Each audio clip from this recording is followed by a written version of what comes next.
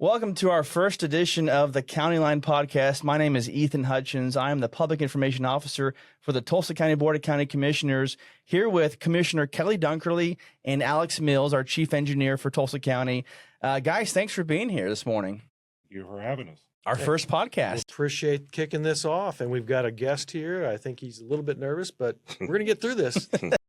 Well, you know, this is a great space for us to have in-depth conversations on really big projects going on around the county. Today, we're talking about the 101st and Garnett Road project that has been something really that's going to impact the whole South Tulsa County region. So let's talk about the investment and the project, Commissioner, about why this was so important for us to accomplish.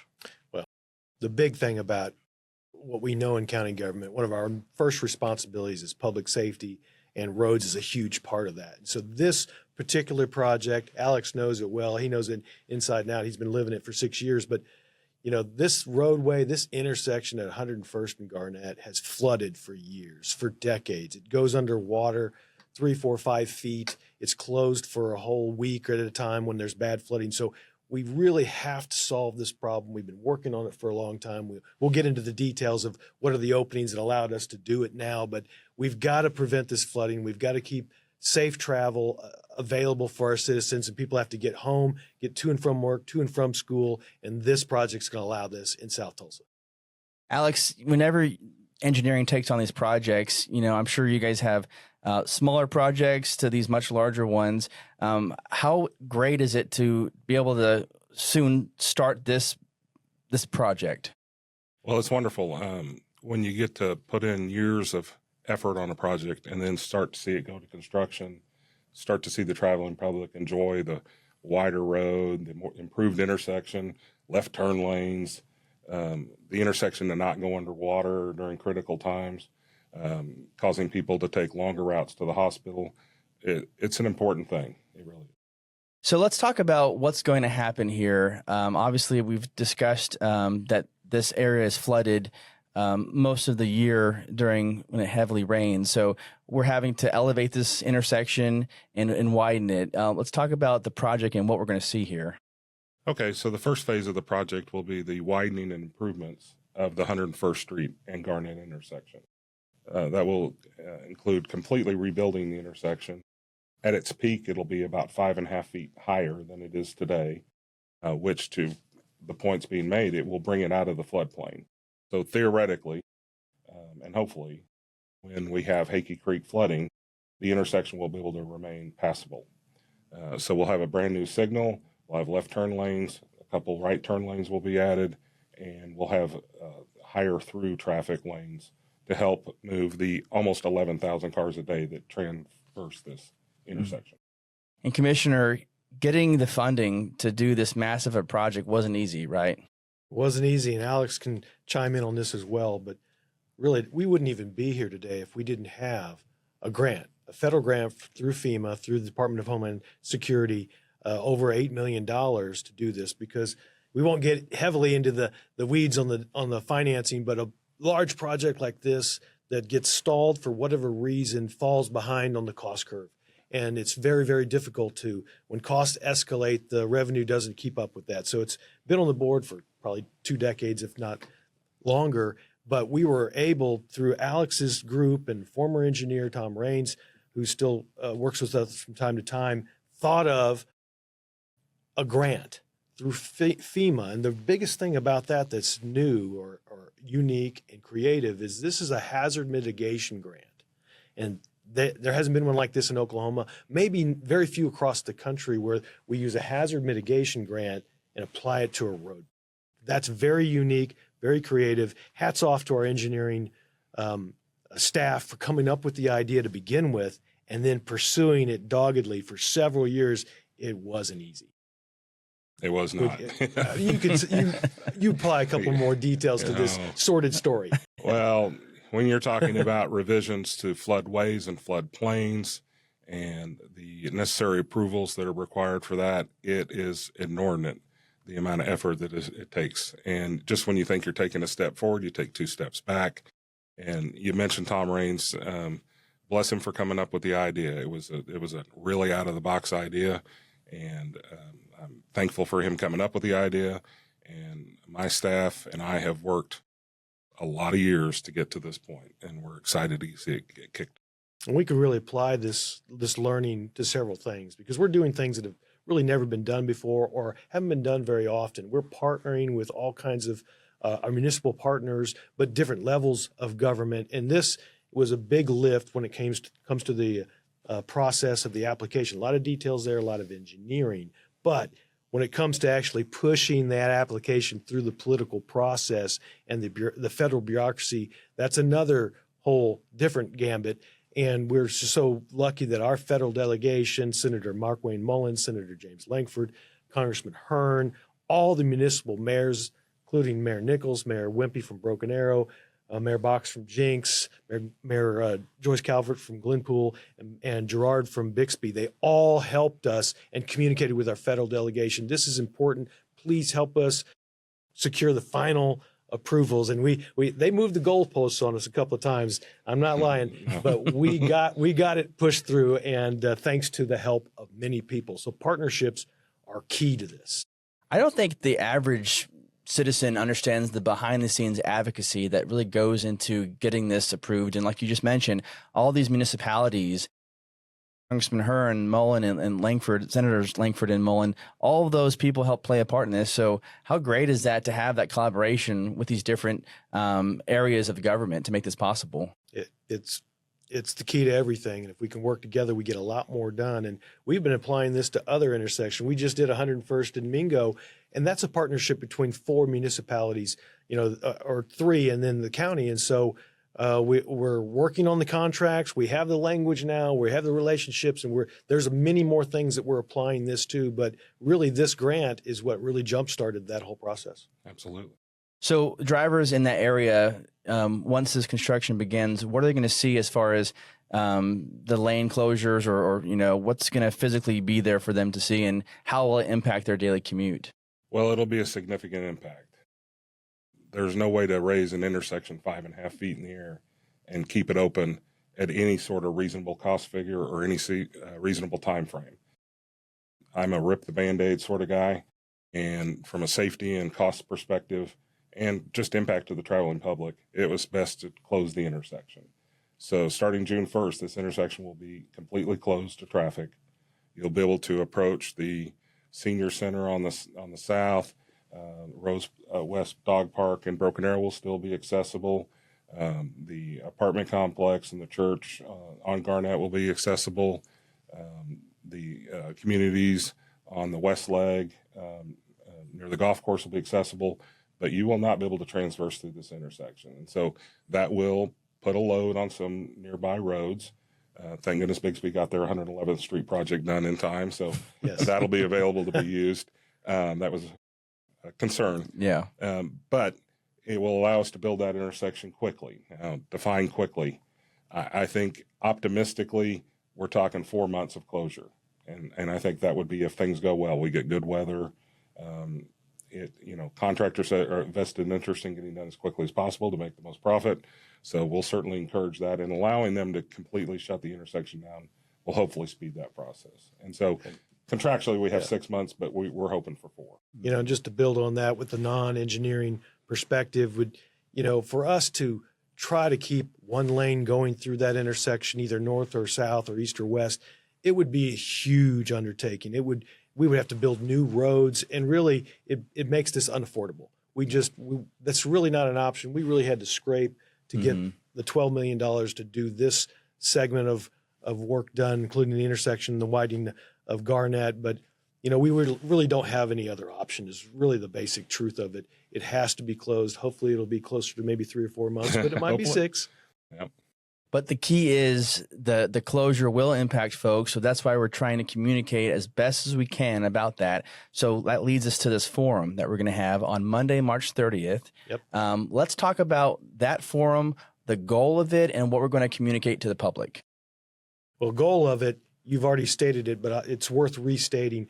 We have to work very hard to get the message out to the people, because there'll always be people who don't get the message, but this podcast is one of those avenues, other channels we're using, all kinds of social media, mailings and everything. But we want everyone to know this change is coming. It's a big change, but it's not like we haven't been through this type of thing before. There's other road projects that have happened in the area and will continue to happen in this area, but we have to let as many people know as far out in advance as possible that they have to change their pattern.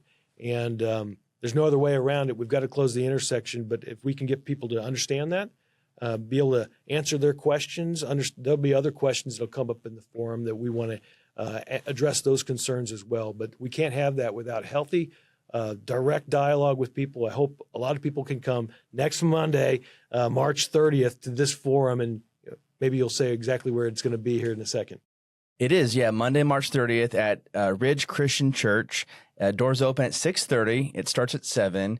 And how will the night go? Are we going to just kind of have some designs to show them, some Q&As? What's the agenda that night? Well, we're going to run through the project a little bit like we've done here, but in a little bit more detail, show snippets of the plans. We'll have 2 large sets of plans there for people to view if they'd like to look at the gory details, but really just kind of give a high level and then kind of get into the details for the people who are really going to be directly adjacent to the 101st intersection, showing exactly where through traffic will be stopped and where local traffic will be able to continue on to the businesses and other entities. So we'll really go through those details. And we selected June 1st as a start date because we knew school would be out at that point. Mm-hmm. So that gives people a little fewer traffic and a little bit more time to, when they see it's closed, to make arrangements on school and that sort of thing. We've notified all the school districts as well for busing. Yeah, notification is so important. Not only have we planned this forum, but mailers went out to citizens in this area that drive this often. Obviously, we've been pushing stuff out on social media, a lot of conversations with those who really helped make this possible. So sometimes maybe it's over communication, but really for such a big project, it's really essential, right? Absolutely critical. Communication is the first thing we've got to pay attention to. People need to know a big change that's going to happen in their daily routine, in their mm-hmm. life. You know, there's all kinds of smaller questions that come up. We mentioned the dog park, and there's other facilities that are in there. There's a golf course nearby. You know, many steps along the way had to be taken to acquire the right of way, and there's questions about the trail that's nearby, mm-hmm. sidewalks, all kinds of questions. And we want the people who live there to be able to get those questions answered directly from us and give us the time to interact with them, but also give them a really good timeline so they know what to expect. We also plan on giving people the contact information so that during the process, if they have questions, concerns, we'll be able to direct them to the right location to get those questions answered. So there are ways for them to get feedback for their questions. Absolutely. We'll give them emails and phone numbers, and they can call, and we'll get back to them. Our staff is ready, and we're going to have people on site as well, overseeing the construction. So I think people will find that if they are having problems, we'll jump on them quickly. So once this project is completed, there's going to be more road work happening from 101st from Garnett to Mingo, correct? Correct, yeah. And so this is the first phase, really, of another large project coming down the road. Absolutely. So we'll do the intersection of 101st and Garnett first, widen it.